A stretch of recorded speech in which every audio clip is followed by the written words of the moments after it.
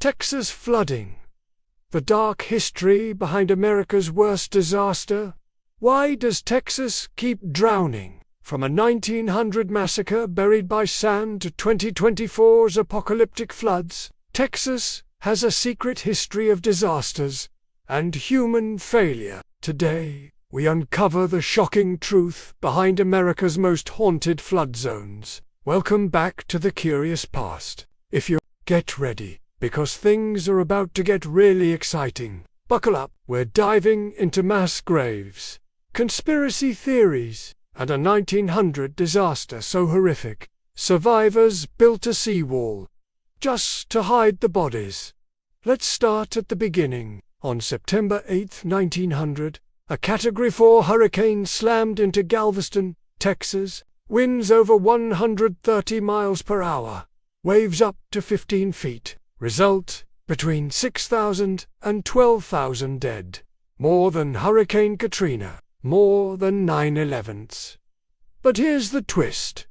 Galveston ignored warnings. A Cuban meteorologist predicted the storm days earlier, but the U.S. Weather Bureau dismissed him. Why? Racism, arrogance, hubris. By the time the storm hit, it was too late. Survivors waded through waist-deep water filled with corpses. Families huddled on rooftops as the sea swallowed entire neighborhoods. And the aftermath, even darker, with no refrigeration, bodies decayed for weeks. Officials dumped thousands in mass graves, then built a 17-foot seawall to protect tourists. But the real crime, Galveston never forgot the lesson. Ignoring warnings gets people killed. Fast forward to 1921. San Antonio drowned in a 36-hour deluge. Rainfall equivalent to a year's worth in 2 days. Result, 50 dead, $2 million in damage. But here's the kicker.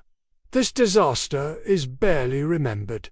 Why? Because it exposed corruption. San Antonio's leaders had ignored floodplain warnings to prioritize development. When the river surged, poor neighborhoods, mostly Latino and black communities, were wiped out. Politicians blamed bad luck, while survivors rebuilt with their own hands. This pattern disaster, denial, repeat would define Texas for decades. In 2017, Hurricane Harvey dropped 60 inches of rain on Houston, the most ever recorded in the continental U.S. 100,000 homes flooded.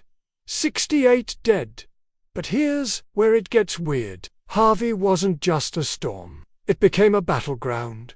Climate scientists said, "This is the new normal," while Texas politicians doubled down. Governor Greg Abbott praised Texan resilience, but blocked floodplain regulations. Why? Oil money?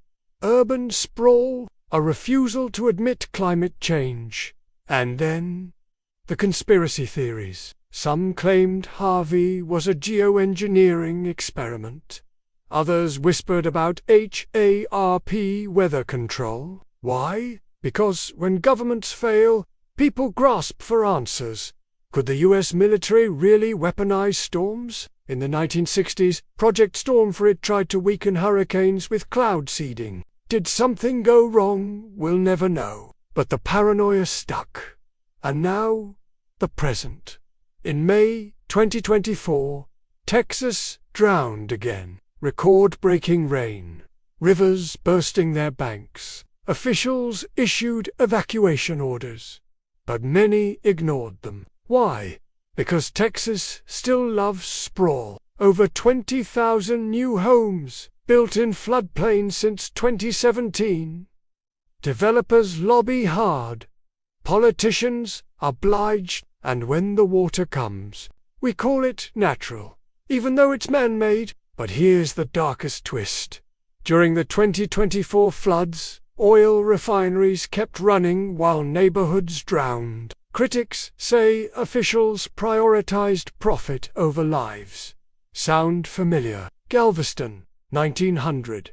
San Antonio, 1921. History doesn't repeat, it rhymes. So why does Texas flood? Is it climate change? Government negligence?